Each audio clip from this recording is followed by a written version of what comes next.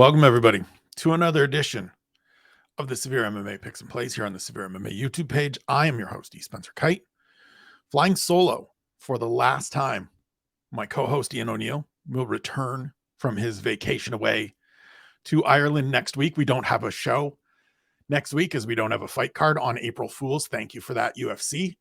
But then he will be back. We will be back doing this in tandem going forward, starting on April 8th with UFC 287 and running through the rest of the year. Now, granted, there'll be some times probably where one of us isn't here, but for the most part, this will be a two-man effort for the remainder of the year. Before we get into this weekend's picks and plays for UFC San Antonio, I start with a reminder that this is meant to be fun. When Ian and I talk about the bets we are making on here, we are making them with Monopoly money. This is severe MMA dollars. They are numbers on a spreadsheet, nothing more for us. If you are somebody that does gamble on mixed martial arts events or in general on sporting events, please do so responsibly. Don't spend anything you can't afford to lose.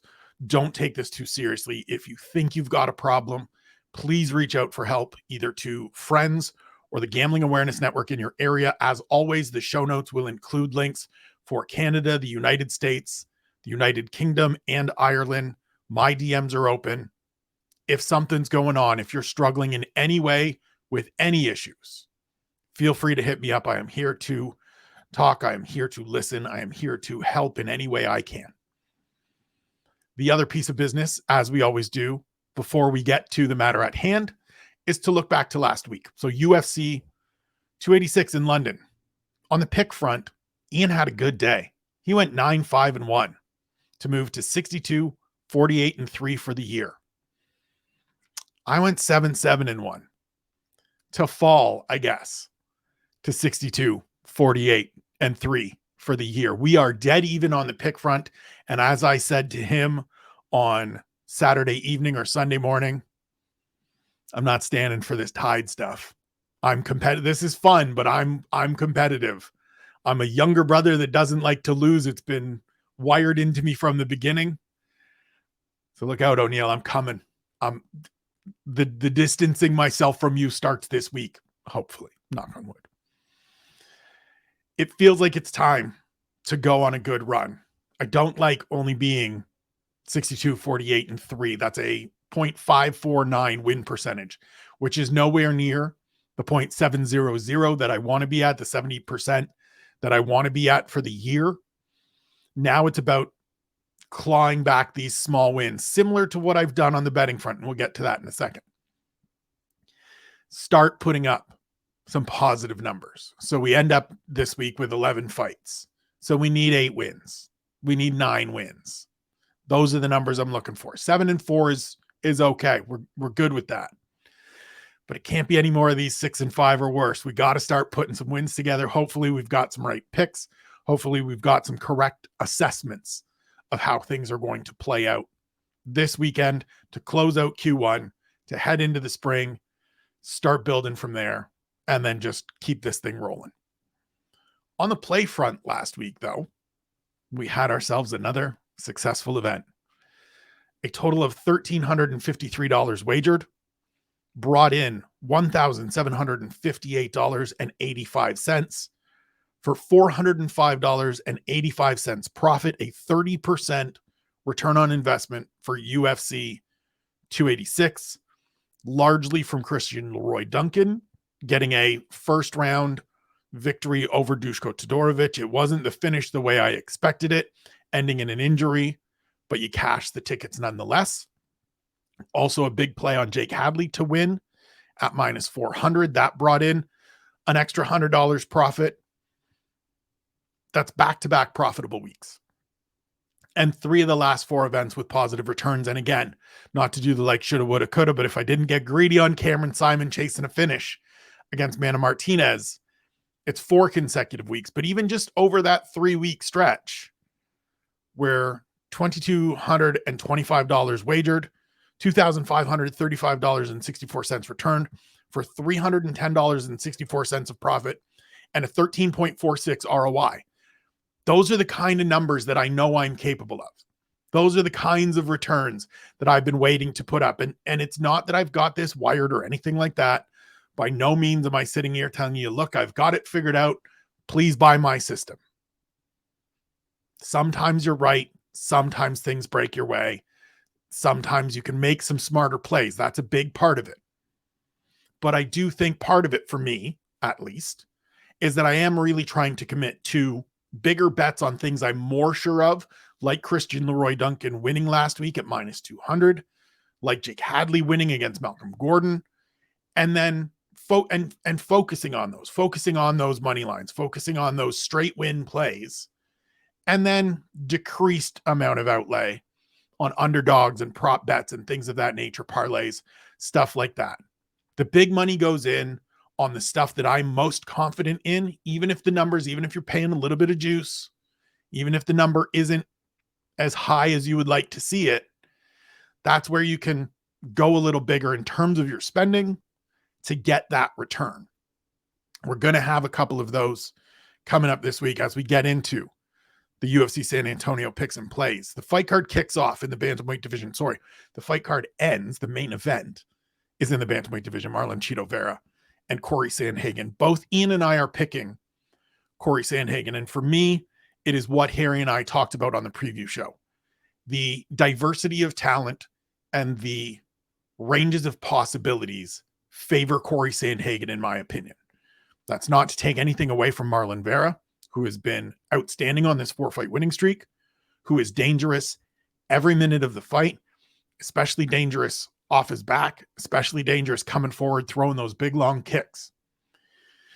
But over a 5-minute fight, over a 5-round fight, I think there are ways for Corey Sandhagen to salt away a couple of rounds, make some adjustments, and just do more overall, but also while doing damage against Marlon Vera. The thing that cost Rob Font in his fight with Chito last year was, for all the volume he's putting out, it's just not doing the same kind of damage as the sort of, I think it was probably like every 3 shots Chito landed, Rob would land 5, but Chito's 3 did more damage.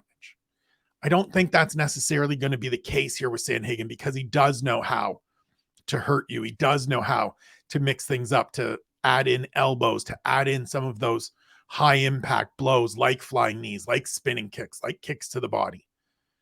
And so I just think over the course of 5 rounds, over the course of 25 minutes, we're going to see Corey Sandhagen do enough to get a victory here.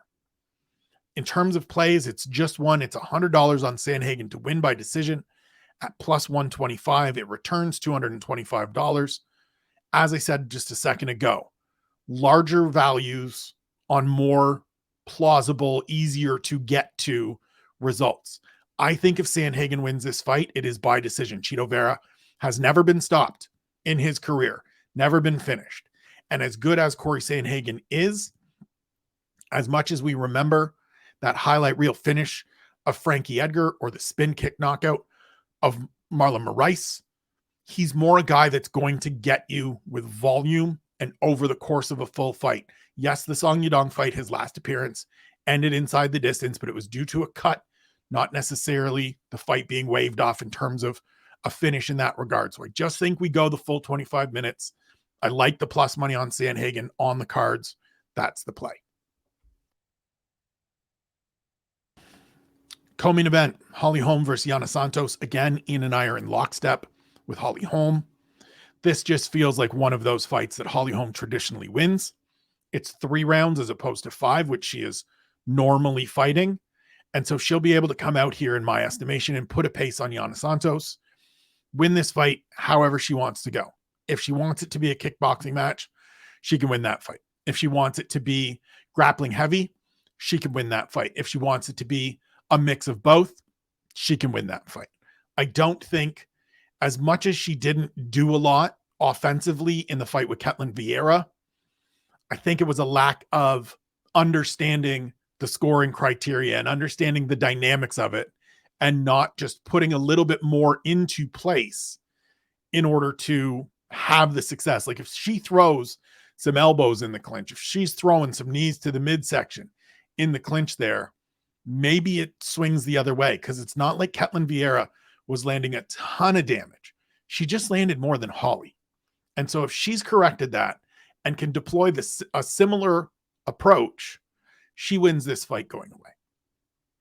And so on the play front, this is where we do a little bit more to get a little bit more back. So it's $300 on Holly Holm to win at minus 250, which returns $420. And then $20 on Holly Holm to finish at plus 320, which returns another $84. The finish prop is just strictly because there are ways I can see her finishing this fight. Obviously, we've seen the head kicks in the past. I think we'll see some elbows. I think we'll see her get Yana Santos to the ground. And we've seen Yana Santos hurt and finished on the ground in the past. But overall, it's $320 out, $420 back if she wins, just if she wins. And so no matter what, if Holly Holm wins, we got a $100 profit. And it's $504 back if she wins by finish, which means $184 profit. This is where I like those sort of take the one that you are really confident in. So for me, it's Holly Holm winning, and then add in the little prop bet that gives you a little something extra. I like that plus 320 number for Holm as a finish. She hasn't gotten a lot. I think you're getting an elevated number there because it's been a minute since we've seen her get a finish. This feels like a spot where she could get one, though. Move to the featherweight division. Nate Landwehr and Austin Lingo. First time Ian and I are on opposite sides of things. He is going with Austin Lingo. I am going with Nate Landwehr. And for me, it is just that extra tenacity, that extra little bit of we've seen Nate Landwehr go through some really hellacious fights. And I haven't necessarily seen that from Austin Lingo. Yes, he's gone the distance in all three of his UFC fights. They've all been competitive. They've all been back and forth. But they haven't been against a guy like Nate Landwehr that is just pressure personified. And I just think Nate the Train is going to come out here and try to get after this kid from the jump, see what he's made of, push him to the limit. On the play front, I'm staying away. This is a coin flip fight to me. There are no numbers here. There are no odds here that I like. I'm not chasing props. I'm not chasing underdogs. I'm not chasing anything. Keeping my money in my pocket for this one. I'm picking Landwehr. Ian's picking Lingo. This is one of only a couple of fights on this card where we're differentiated. So it's a chance for one of us to pull ahead. Flyweight division, Andrea Lee versus Macy Barber. We go back into being in lockstep. Both of us like Macy Barber. For me, this is just about the younger ascending fighter that is coming into her own. And I think another piece of it for me is just the training camp. It's just where these women are preparing. I put a lot of faith and a lot of stock in what Team Alpha Male has done with Macy Barber already and will continue to do with her going forward. And I just don't think Andrea Lee is getting that same level of coaching, that same level of preparation, working with her boyfriend, Tony Kelly, and the team that surrounds them. I think Barber comes out here and has a good performance. It'll be a little bit grimy if she's at her best. It'll be a little bit controlled. I know Ian's got it in a parlay that we'll get to later. I think it goes the distance. And I think Macy Barber just kind of grinds one out here. It's a good win. I think it's a clear win, a clean win. No questions of did she deserve to win that fight, but not a big statement, not a big finish.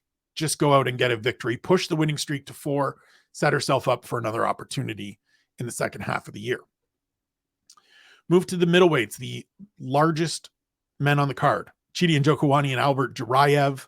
Both Ian and I are picking Chidi Njokuani. For me, this is simply about Njokuani's volume, his experience, and his understanding that from jump, we just got to go. His first 2 fights in the UFC got them done in the first round. Looked to be on his way to that in his third fight as well against Gregory Rodriguez. Opened that giant cut up down the center of RoboCop's face. Wasn't able to get the finish. Got finished in the second round. I just think on the whole, he is the more experienced, more dangerous, more impactful fighter over the course of 15 minutes if it goes that far. I do worry a little bit about Durayev's wrestling, coming out and trying to put Chidi on his back and kind of holding him there, keeping him there, and just grinding out a fight. but I still lean Njokuani because we haven't seen even that performance from Duraev yet. When we did, it was, he showed a little bit of that in his win over Roman Kopylov at the start of his UFC career, his first performance, but he wasn't able to do that against Joaquin Buckley last time out. I think Chidi Njokuani has good enough, very good takedown defense for what this situation is going to be, and I think he gets the victory. On the play front, it's $50 on Njokuani to get a finish at plus 100. So 50 turns into 100. It's just a double up. I think, as I said, finishes in his first two fights. He's been a finisher throughout his career. Duraev was stopped last time out because of a great big swollen eye. I think that's a possibility. I think cuts are a possibility. And I think just a straight up finish are a possibility. Chidi Njokuani has good power for this division. He knows how to deploy things. He throws a lot of great strikes, great elbows off the break. I think we see something similar. I think Chidi Bang Bang gets the finish, and hopefully we cash that 50 into 100 ticket. Move to the flyweight division. Alex Perez and Manel Kape. Both Ian and I are rolling with Starboy, Manel Kape. As Harry and I talked about on the preview show, this is one of those performances where if Manel Kape, or one of those fights, where if Manel Kape is locked in and dialed in and comes out and fights to the fullest of his abilities, he can dominate this fight and win impressively, win handily, win going away, get a finish, look great, put himself into that title conversation. It's also a fight where if he's not, Alex Perez can get back into the win column with a good victory and a big win. It's also a fight where if neither of them are really locked in, it could be a little bit weird, could be a little bit boring, could be a little bit slow. I think Kape comes out and wins rather handily. It might end up looking like the David Dvorak fight, where he's far and away the superior talent, but doesn't chase down the finish. Instead, elects to kind of play with his food a little bit. But at the end of the day, I still think he wins. So when we move to the plays, it's $200 on Kape to win at minus 170, which returns $314.29. There's also an add-on of $50 on Kape to finish at plus 115, which returns $107.50. And then $25 on him to finish in round one at plus 300, which returns $100. And so here's the breakdown. It's 275 out, 314.29 back if he wins for a $39.29 profit. So if the only thing that happens is Manel Kape wins, we make just shy of $40. It's not as much as you'd like to make when you're betting $275, but it's still a profit, right? Ian and I joke about it all the time. Profit is profit. He made 63 cents a couple cards back when he was here. Profit is profit. So I'll take $40. If he wins by finish, it's $421.79 back for a profit of $146.79. Much better. If he wins in the first round, it's $521.79 back for a profit of $246.79. So it's sort of the same as the Holly home bets, where the largest wager covers all additional wagers. And so if that's the only result we get, it's still a profit and everything else is gravy. This is a thing that I've only really grasped onto and come to learn and sink in and sit with as I'm going through and making my bets and writing out what I'm looking at on Wednesday and Thursday before I sit down and finalize everything before this show here on Fridays, is getting that guaranteed profit, getting that guaranteed make something on the top end bet. And so I'm confident that Manel Kape wins. Put the larger dollar sum on him, just getting the win. And the minus 170, I wish it was minus 150 or even closer to being an even fight, but I do think he's going to win. I will take that return of 314 for him getting a victory. And the rest of it, if it comes my way, if it shakes out that he gets a finish, if it shakes out that he gets a first round finish, then we're adding sprinkles to the Sunday. Move back to the featherweight division for back-to-back fights, Daniel Pineda and Tucker Lutz, the first of them. Both Ian and I are going with Tucker Lutz. For me, it's partially that Daniel Pineda is 37 years old. And as Tucker Lutz said when I spoke to him this week, that chin's kind of going a little bit and your chin doesn't get better as you get older. And I think that's true. I think this is going to be a competitive fight, but for me, it's siding with the younger athlete. It's simply siding with the guy that I think can come out here and sustain a pace and do some more things over the course of 3 rounds. Daniel Pineda will be dangerous in the first round. He'll be less dangerous in the second, even less dangerous in the third if we get there. If Tucker Lutz lands clean, he can put him away. He can wrestle a little bit. He can strike a little bit. I think he's the more well-rounded fighter and the better athlete at this point in time. So that's my pick. No plays, though. This is one of those fights where Tucker Lutz is, I believe, a minus 250 favorite. That's way too high for me against a guy in Daniel Pineda who we've seen pull some upsets, who we know has some skills, has some experience, both at the UFC level and fighting in every major promotion that has popped up over the last decade. And so it's just a stay away. Stay in the featherweight division, Stephen Ocho Peterson and Lucas Alexander. Both Ian and I are picking Alexander, which surprised me. I thought I was going to get a chance on a little underdog here to take Alexander. I think this is going to be another one of those competitive fights. I think this is going to be similar to most Stephen Peterson fights, where they are back and forth. Each guy lands some shots. Both guys take some shots as well. And I just favor, again, similar to Lutz and Pineda, give me the younger fighter. Give me the better athlete. Give me the guy that I think has a little bit more upside that I want to see. I could be wrong. This could be a case where the veteran comes out and shows that veteran savvy, shows that those veteran abilities, and gets back into the win column after a loss to Julian Erosa last year in a really entertaining fight. I just like the idea. Lucas Alexander moved from Brazil to Florida, trains with the Fusion XL squad, Julian Williams, Phil Rowe, Rodolfo Vieira, that crew. I think he's much better than we saw in his debut performance against Joe Anderson Brito. And I think he's able to get a victory over Stephen Peterson on Saturday. On the play front, it's $20 on Anderson as the dog to win at plus 140. 20 gets you 48.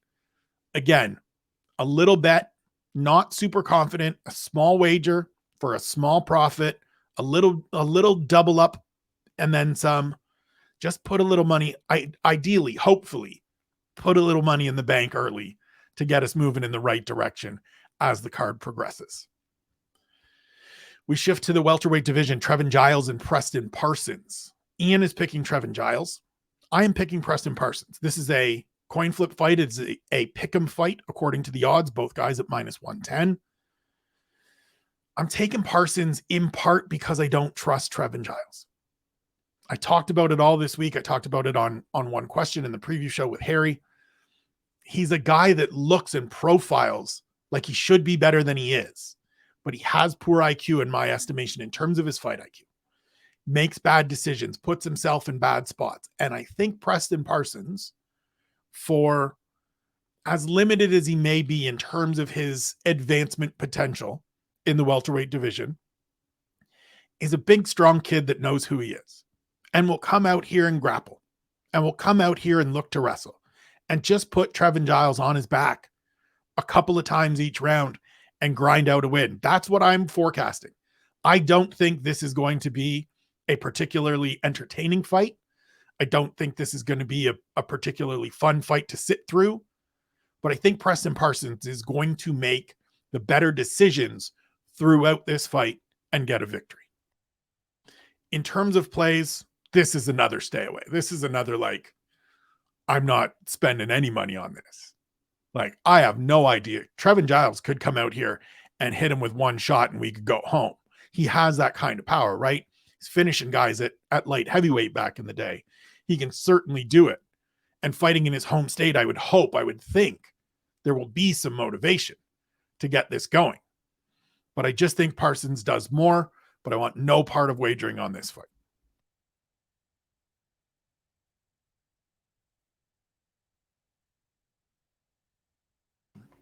Only a couple left after losing 2 fights in the last couple of days. CJ Vergara and Daniel De Silva in the flyweight division. Both Ian and I are picking Vergara. For me, it simply comes down to he is the better overall fighter. Daniel De Silva is a wild man in the first 90 seconds of a fight, and then you can kind of get him out of here. I think Vergara, despite the fact that he's 1-2 in the UFC, it's a competitive fight with Ode Osborne in his debut pretty quick turnaround after being on the Contender Series, after earning his contract with a first round stoppage win. He then gets a hard fought win in his sophomore appearance and then loses to Tatsuro Taira, which is one of those things that's going to happen to a lot of people in this division because Taira is a terrific fighter. In terms of plays, I looked at this one. I really wanted to have something here because I think Vergara is another one of those fighters that I have a great deal of confidence in terms of his ability to win. And so I was looking at sort of a similar stack to the Manel Cape thing, but with him being a minus 275 favorite, as much as I think he wins this fight, Daniel De Silva is enough of a crazy person in the cage, not in real life, that I don't want to chase that money line. That is too rich for me. If we were down closer to minus 200, I would be interested. I also wanted to look at the finish prop and the first round prop. The finish prop is minus 110. So I'm not interested in that one. Yes, it's close to a double your money, a double up situation, but it's just not worth it. Again, with De Silva being a kind of live wire, it feels a little risky. I was hoping for, plus 100, plus 125 maybe. And the first round prop isn't good enough to chase either. So we just save our money. We just save our bullets. Maybe it comes back to bite me. Maybe this is one of those situations where I should get in and I'm not going to. And so I'm going to have to turn around and be like, I missed out on a chance to cash. I'd rather miss out on a couple cashes and save that money than rip up some more tickets. That's just me here. The new opener is also in the flyweight division. Victor Altamirano against Vinicius Salvador. Ian and I starting off the night on opposite sides of things. He's going with last season's Contender Series winner, Vinicius Salvador. I'm going with the guy from 2 seasons back in Victor Altamirano. For me, it is a matter of the experience, both already having a couple of fights in the UFC, but also going back to the LFA days where he was LFA champion. I'll take the 32-year-old over the 26-year-old who looked good in his win on the Contender Series, but also had some moments in a fight with Shannon Ross where he's getting touched up. It went into the 3rd round. There was some questionable decision-making by Vinicius Salvador throughout that fight. He had Shannon Ross hurt a couple times and finally put him away. But Victor Altamirano isn't a guy that's going to go out there and get into a firefight with you. He is going to be more technical. He's going to use that range. He's going to chop at those big, long legs. And so I'm siding with the older, more experienced veteran. Ian can have the young, debuting Brazilian. Hopefully I get off to a 1-0 start against him on Saturday. 2 fights we lost. Haley Cowan just can't buy a break. 2nd straight fight canceled, her and Tamaris Vidal. Vidal has come down with an illness. Cowan a month ago was forced out of her fight day of, I believe, or weigh-in day of, I believe. Had an ovarian cyst rupture and was declared ineligible to fight. And then we also lost Manuel Torres and Trey Ogden. I'm not sure why. Hopefully that one gets rebooked because I do look forward to seeing more of Manuel Torres. I just want to get more of a read on him. He intrigues me as a Contender Series, very recent Contender Series grad. Before we get out of here, we touch on a few of the parlays. I have my usual 3. Ian has also sent me one from the Emerald Isle. It is the Ian O'Neill going the distance parlay. 3 fights, $50. So we've got Vera and Sanhagen going the distance at minus 140. Holm and Santos going the distance at minus 260. And Liam Barber going the distance at minus 220. So $50, 3-fight parlay. You get odds of plus 232. So that 50 returns 166.14. I really like this bet. I really like this play. As much as I can see, same with any fight, you could see ways that you get stoppages in each of these. But if I'm forecasting these fights out and I'm playing these fights out, obviously, as I said off the top, I have Sanhagen and Vera going the distance. You can very much see the two women's fights going the distance as well. Like this play, turn 50 into more than doubling your money, more than tripling your money. It's a good play, IO. I like this. Well done. For me, it's the usual Tetra Pak of parlays each week. So the main card parlay, Corey Sanhagen, Holly Holm, Nate Landwehr, Macy Barber, Chidi and Jokuani, $1, 5 fights. produces odds of plus 612. So it would return $7.08. We'll take that. $6 profit. Let's go. On the prelims, it's now 6 fights. It was 8. It's now 6. So it's Manel Kape, Tucker Lutz, Lucas Alexander, Preston Parsons, CJ Vergara, and Victor Altamirano. Those 6 fights, $1 parlay, produces odds of plus 2,352 and a return of $24.44. Certainly take that. And if this is the week, ladies and gentlemen, where we go 11 for 11, we run the board, we put up that big number that I'm looking for. We put up that nice, juicy win-loss record, 11-0. We get odds of plus 17,345 for a $1.11 fight parlay return of $173.90. I'd absolutely take it. I'd absolutely take it. We are plus money for the year right now. It feels good. It's not a lot. It's not a lot. We're not up a lot. We got like a 1.29% return on investment. But you know what? I'll take being up $35. We're up. We're up money. We're doing well. It's going well. This was fun. As always, I can't wait for IO to be back.